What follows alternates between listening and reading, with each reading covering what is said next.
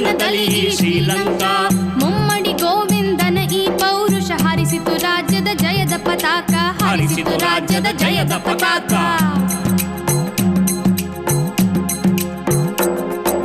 ಮೂರನೇ ಗೋವಿಂದನ ಮಗನವನು ಅಮೋಘ ವರ್ಷ ನೃಪತುಂಗನು, ಅಮೋಘ ವರ್ಷ ನೃಪತುಂಗನು. ದೀರ್ಘಕಾಲದ ಆಡಳಿತವನು ನಡೆಸಿದ ಶ್ರೇಷ್ಠ ದೊರೆಯವನು, ನಡೆಸಿದ ಶ್ರೇಷ್ಠ ದೊರೆಯವನು.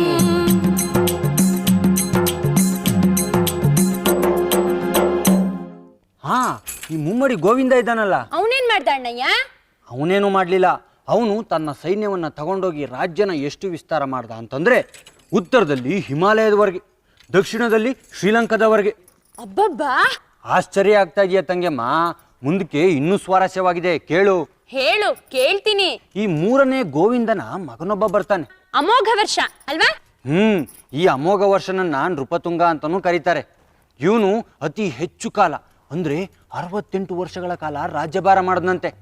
ಇವನ ಕಾಲದಲ್ಲೇ ರಾಷ್ಟ್ರಕೂಟರ ಸಂಸ್ಕೃತಿ ಅತ್ಯಂತ ಉನ್ನತ ಸ್ಥಾನಕ್ಕೇರಿದ್ದು. ಈ ಅಮೋಘ ವರ್ಷ ಅತ್ಯಂತ ಶ್ರೇಷ್ಠ ದೊರೆ ಅನ್ನಿಸ್ಕೊಂಡ. ಇವನ್ ಕಾಲ ವೈಭವದ ಕಾಲನೇ.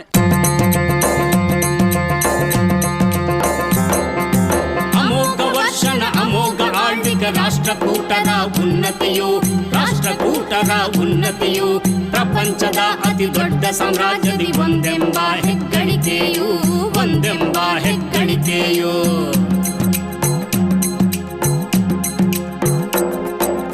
ಅಮೋಘ ವರ್ಷನ ಮೊಮ್ಮಗನವನು ಶೂರನು ಮೂರನೇ ಇಂದ್ರನು, ಶೂರನು ಮೂರನೇ ಇಂದ್ರನು. ಪ್ರತಿಹಾರರ ಕನೋಜವ ಕಸಿದು ವೈಭವದಿಂದಲೇ ಆಳಿದನು, ವೈಭವದಿಂದಲೇ ಆಳಿದನು.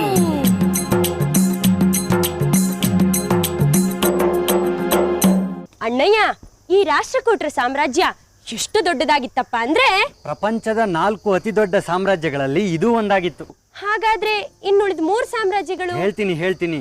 ರೋಮ್ ಸಾಮ್ರಾಜ್ಯ 1, ಅರಬ್ ಸಾಮ್ರಾಜ್ಯ 2, ಬರಹಗಳ ರೂಪದಲ್ಲಿ ಚೀನಿ ಸಾಮ್ರಾಜ್ಯ 3. ಈ ಎಲ್ಲಾ ಸಾಮ್ರಾಜ್ಯಗಳ ಸಾಲಿಗೆ ರಾಷ್ಟ್ರಕೂಟರ ಒಂದು ಸಾಮ್ರಾಜ್ಯನು ಸೇರಿತ್ತು ಅಂದ್ರೆ ದೊರೆ ಅಮೋಘ ವರ್ಷ ನೃಪತುಂಗನನ್ನ ನಾವ್ ಯಾವಾಗ್ಲೂ ಸ್ಮರಿಸಲೇಬೇಕಪ್ಪ ಅಲ್ವೇ ಮತ್ತೆ? ರಾಷ್ಟ್ರಕೂಟರ ಸಾಮ್ರಾಜ್ಯ, ಅದ್ರಲ್ಲೂ ಅಮೋಘ ವರ್ಷ ನೃಪತುಂಗನ ಆಳ್ವಿಕೆಯ ಕಾಲ ಅಂದ್ರೆ ಅತ್ಯಂತ ವೈಭವದ ಕಾಲ, ಹೆಗ್ಗಳಿಕೆಯ ಕಾಲ, ಸುಖ ಸಂತೋಷದ ಕಾಲ ಅಂತಾಯ್ತು. ಇವನ ನಂತರ ಇಷ್ಟೇ ಹೆಸರುವಾಸಿಯಾದ ದೊರೆ ರಾಷ್ಟ್ರಕೂಟರಲ್ಲಿ ಯಾರಾದ್ರೂ ಇದ್ನ ಅಣ್ಣಯ್ಯ? ಓಹೋ, ಯಾಕಿಲ್ಲ. ಅಮೋಘ ವರ್ಷನ ಮಗನಲ್ಲ, ಮೊಮ್ಮಗ, 3ನೇ ಇಂದ್ರ ಅಂತ. ಇವನು ಬಹಳ ಪರಾಕ್ರಮಿಯಾಗಿದ್ದ. ಇವನು ಯುದ್ಧ ಮಾಡಿ ಪ್ರತಿಹಾರದಿಂದ ಕನೋಜವನ್ನ ಗೆದ್ದು ಸೇರಿಸ್ಕೊಂಡ. ಹಾಗಾದ್ರೆ ರಾಷ್ಟ್ರಕೂಟರ ವೈಭವಕ್ಕೆ ಇನ್ನೂ ಹೆಚ್ಚಿನದನ್ನ ಕೊಟ್ಟ ಹಾಗಾಯ್ತು. ಮುಂದಕ್ಕೆ ಕೇಳ್ತೀಯಮ್ಮ ಕಥೆನಾ? ಓ, ನೀ ಹೇಳೋದೆ ನಾ ಕೇಳೋದೆ, ಶುರು ಮಾಡೇ ಬಿಡು ಅಣ್ಣಯ್ಯ.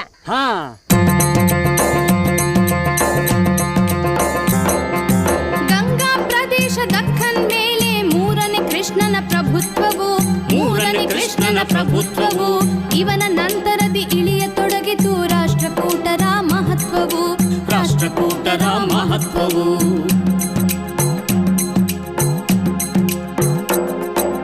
ಮುಂದಾಯಿತು ಸಾಮ್ರಾಜ್ಯದ ಅವನತಿ, ರಾಷ್ಟ್ರಕೂಟರು ಹಿಮ್ಮೆಟ್ಟುತ್ತಲಿ, ರಾಷ್ಟ್ರಕೂಟರು ಹಿಮ್ಮೆಟ್ಟುತ್ತಲಿ. ಶತ್ರು ಧಾಳಿಯಲ್ಲಿ ಭಸ್ಮವಾಯಿತದು ಮಾಳಖೇಡ ತತ್ತರಿಸುತ್ತಲಿ, ಮಾಳಖೇಡ ತತ್ತರಿಸುತ್ತಲಿ.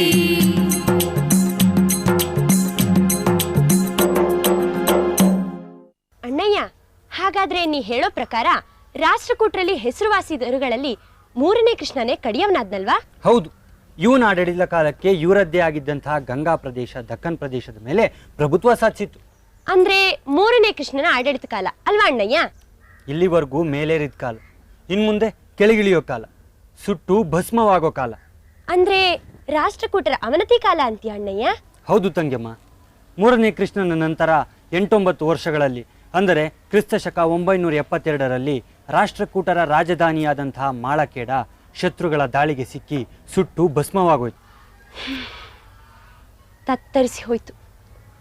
ಅಂತೂ ಹುಟ್ಟಿ ಬೆಳೆದು ಮೆರೆದು ಅಳಿದೇ ಹೋಯ್ತು, ಇತಿಹಾಸವಾಗೋಯ್ತು. ಇತಿಹಾಸವೇ ಆಗೋಯ್ತು. ಅಣ್ಣಯ್ಯ, ಈ ರಾಷ್ಟ್ರಕೂಟರ ಕಾಲದಲ್ಲಿ ಏನೇನೆಲ್ಲ ಸಾಧನೆಗಳು ನಡೆದ್ವು ಅಂತ ನಿಂಗೆ ಗೊತ್ತಾ ಅಣ್ಣಯ್ಯ? ಓಹೋಹೋ, ಭಾರಿ ಭಾರಿ ಸಾಧನೆಗಳು ತಂಗೆಮ್ಮ. ಅದೇನು ಅಂತ ನಾನು ಹೇಳ್ತೀನಿ, ಜೊತೆಲಿ ನೀನು ದನಿಗೂಡ್ಸು. ಓ, ನೀ ಶುರು ಮಾಡೇ ಬಿಡು ಅಣ್ಣಯ್ಯ ಹಾಗಾದ್ರೆ.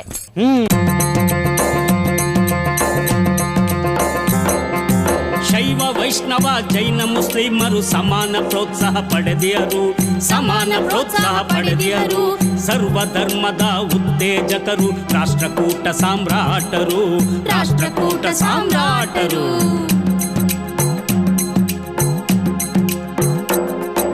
ಸಾಹಿತ್ಯ ಕಲೆಗಳ ಪೋಷಕರಿವರು, ಕವಿರಾಜ ಮಾರ್ಗದ ರಚಯಿತರು, ಕವಿರಾಜ ಮಾರ್ಗದ ರಚಯಿತರು. ಕನ್ನಡದ ಕವಿ ಶ್ರೇಷ್ಠ ಪಂಪರು, ಪಂಪ ಭಾರತವ ಬರೆದಿಹರು, ಪಂಪ ಭಾರತವ ಬರೆದಿಹರು.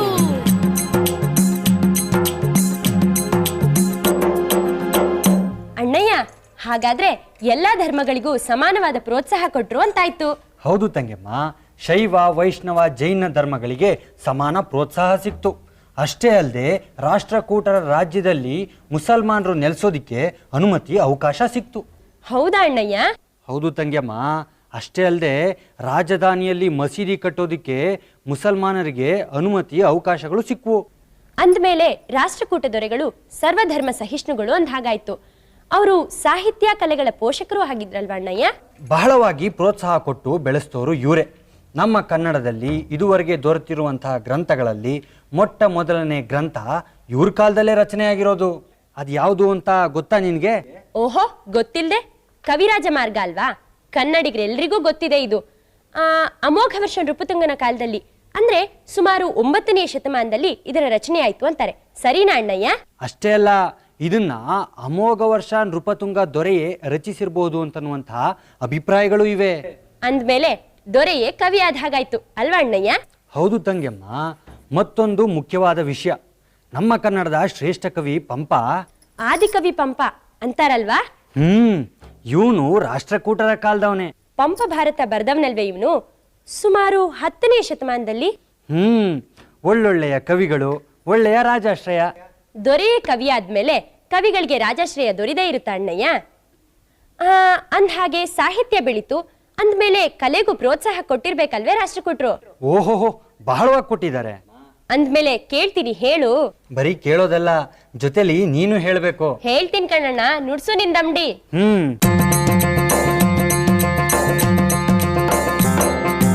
ಎಲ್ಲೋರದ ಕೈಲಾಸನಾಥನ ದೇವಾಲಯವನ್ನು ನೋಡಿರಿ, ದೇವಾಲಯವನ್ನು ನೋಡಿರಿ. ಒಂದೇ ಕಗ್ಗಲ್ಲ ಬೆಟ್ಟವ ಬಳಸಿ ಸೃಷ್ಟಿಸಲಾದ ಶಿವಾಲಯ, ಸೃಷ್ಟಿಸಲಾದ ಶಿವಾಲಯ.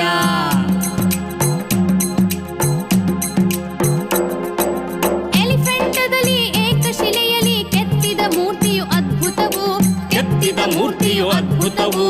ರಾಜ್ಯದ ವಿವಿಧೆಡೆ ಅನೇಕ ದೇಗುಲ ರಾಷ್ಟ್ರಕೂಟರಿಂದ ನಿರ್ಮಾಣವು, ರಾಷ್ಟ್ರಕೂಟರಿಂದ ನಿರ್ಮಾಣವು.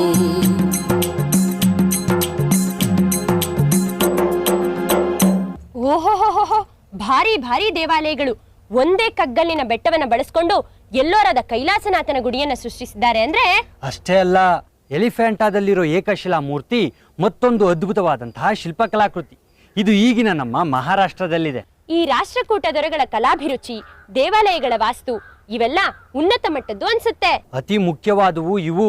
ತಮ್ಮ ರಾಜ್ಯದ ಬೇರೆ ಬೇರೆ ಕಡೆಗಳಲ್ಲಿ ಅನೇಕ ವಾಸ್ತುಶಿಲ್ಪ ಕಲಾಕೃತಿಗಳಿಂದ ಕೂಡಿದ ದೇವಾಲಯಗಳನ್ನ ನಿರ್ಮಾಣ ಮಾಡಿದ್ರು ರಾಷ್ಟ್ರಕೂಟರು.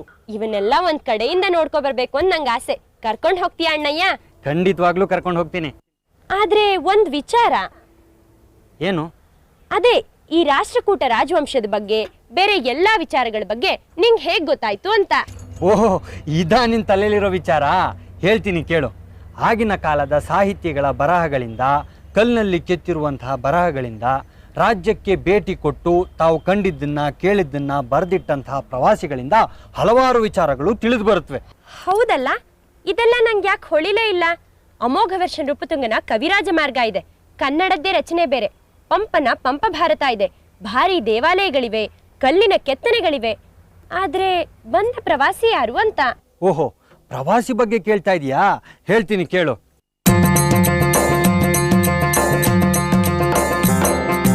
ಅರಬ್ಬ ಪ್ರವಾಸಿ ಸುಲೇಮಾನನು ಬಂದು ಕಂಡನು, ಭೇಟಿ ಕೊಟ್ಟನು, ಬರೆದಿಹನು, ಬಂದು ಕಂಡನು ಭೇಟಿ ಕೊಟ್ಟನು, ಅಮೋಘ ವರ್ಷನ ಆಳ್ವಿಕೆ ಕಂಡು ಅಚ್ಚರಿಗೊಂಡು ಬರೆದಿಹನು, ಅಚ್ಚರಿಗೊಂಡು ಬರೆದಿಹನು.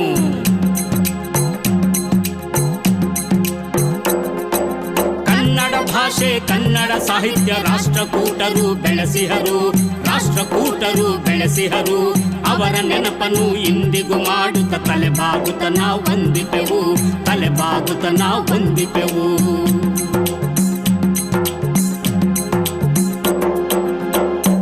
ಅರಬ್ ದೇಶದಿಂದ ಭಾರತದ ರಾಷ್ಟ್ರಕೂಟರ ರಾಜ್ಯಕ್ಕೆ ಒಬ್ಬ ಪ್ರವಾಸಿ ಬಂದಿದ್ದ ಅಂತಂದ್ರೆ ಹೌದು ತಂಗ್ಯಮ್ಮ, ವ್ಯಾಪಾರ ವ್ಯವಹಾರ ಇದನ್ನೆಲ್ಲ ಮಾಡುವಾಗ ಮಾತಾಡ್ತಾ ಮಾತಾಡ್ತಾ ಈ ಸಾಮ್ರಾಜ್ಯದ ದೊಡ್ಡಸ್ತಿಗೆ ತಿಳಿಯುತ್ತೆ. ಇಲ್ಲಿನ ಸಂಸ್ಕೃತಿ ಸಾಧನೆಗಳು ರಾಜ್ಯಭಾರ ಇದನ್ನೆಲ್ಲ ನೋಡ್ಕೊಂಡು ಬರಲಿ ಅಂತ ಕೆಲವು ರಾಜರುಗಳು ತಮ್ಮ ರಾಯಭಾರಿಗಳನ್ನ ಇಲ್ಲಿ ಕಳಿಸ್ಕೊಡ್ತಾರೆ. ಇನ್ನು ಕೆಲವರು ತಾವಾಗಿಯೇ ಪ್ರವಾಸ ಮಾಡ್ಕೊಂಡು ಬರ್ತಾ ಬರ್ತಾ ರಾಜರನ್ನ ಬಂದು ಭೇಟಿ ಮಾಡ್ತಾರೆ, ಜನರನ್ನ ಮಾತಾಡಿಸ್ತಾರೆ, ಭಾಷೆ ಕಲಿತು ವಿದ್ಯಾರ್ಜನೆ ಮಾಡ್ತಾರೆ, ಉತ್ತಮ ಗ್ರಂಥಗಳನ್ನು ತಮ್ಮ ಭಾಷೆಗೆ ಭಾಷಾಂತರ ಮಾಡಿಕೊಂಡು ತಗೊಂಡು ಹೋಗ್ತಾರೆ. ಅಬ್ಬಾ, ಪ್ರವಾಸಿಗಳು ಇಷ್ಟೆಲ್ಲ ಮಾಡ್ತಾರ, ಆಶ್ಚರ್ಯ ಆಗತ್ತಪ್ಪ. ಅಂದ್ಹಾಗೆ ಅರಬ್ ದೇಶದಿಂದ ಬಂದ ಪ್ರವಾಸಿ ಯಾರು ಅಣ್ಣಯ್ಯ? ಸುಲೇಮಾನನೋನು. ಪ್ರಪಂಚದ 4 ಅತಿ ದೊಡ್ಡ ಸಾಮ್ರಾಜ್ಯಗಳಲ್ಲಿ ಅಮೋಘವರ್ಷ ನೃಪತುಂಗನ ಸಾಮ್ರಾಜ್ಯವು ಒಂದು ಅಂತ ಹೇಳದವನು ಇವನೇ. ಹಾಗಾದ್ರೆ ರಾಷ್ಟ್ರಕೂಟ ರಾಜರ ಆಳ್ವಿಕೆಯ ಕಾಲ, ಅದರಲ್ಲೂ ಅಮೋಘವರ್ಷ ನೃಪತುಂಗನ ಕಾಲ ಅತ್ಯಂತ ವೈಭವದ ಕಾಲ, ಸಮೃದ್ಧಿಯ ಕಾಲ ಅಂತ ಹಾಗಾಯ್ತು. ನೀನು ಎಲ್ಲ ತಿಳ್ಕೊಂಡಾಗಾಯ್ತು. ಹೌದು, ರಾಷ್ಟ್ರಕೂಟರು ಕನ್ನಡ ಭಾಷೆಗೆ ಪ್ರೋತ್ಸಾಹ ಕೊಟ್ರು, ಹಾಗೇನೆ ಕನ್ನಡ ಸಾಹಿತ್ಯವನ್ನ ಆ ಕಾಲದಲ್ಲೇ ಬೆಳೆಸಿದ್ರು. ಅವರಿಗೆ ತಲೆಬಾಗಿ ವಂದಿಸ್ಬೇಕಪ್ಪ. ಹಾ, ಕನ್ನಡದ ಪ್ರಥಮ ಕೃತಿ ಕವಿರಾಜ ಮಾರ್ಗ, ಕನ್ನಡದ ಶ್ರೇಷ್ಠ ಕವಿ ಪಂಪ. ಏನಮ್ಮ ಕನಸು ಕಾಣ್ತಾ ಇದೆಯೋ ಹೇಗೆ? ಹಾ, ಕನ್ಸಲ್ಲಪ್ಪ, ಎಲ್ಲಾನು ನೆನಪು ಮಾಡ್ಕೋತಾ ಇದ್ದೀನಿ. ನಿನಗ್ ನೆನಪಾಗಲ್ವಾ ಮತ್ತೆ? ಅಂತೂ ನಾವೆಲ್ಲ ರಾಷ್ಟ್ರಕೂಟರ ಕಥೆನ ತಿಳ್ಕೊಂಡಾಗಾಯ್ತು. ಹೌದಣ್ಣಯ್ಯ, ನಾವು ಮಾತ್ರ ಅಲ್ಲ, ನೀವೆಲ್ಲರೂ ಕೂಡ ತಿಳ್ಕೋಬೇಕು. ಅವ್ರು ಬೆಳೆಸಿದ ಹಾಗೆ ಇವತ್ತು ನಾವು ಬೆಳೆದಿದ್ದೀವಿ. ಅವ್ರು ಬೆಳೆಸಿದ ಭಾಷೆ ಸಾಹಿತ್ಯವನ್ನ ಮುಂದೆನೂ ಉಳಿಸ್ಕೊಂಡು ಹೋಗ್ತೀವಿ ಅಂತ ಶಪಥ ಮಾಡಬೇಕು.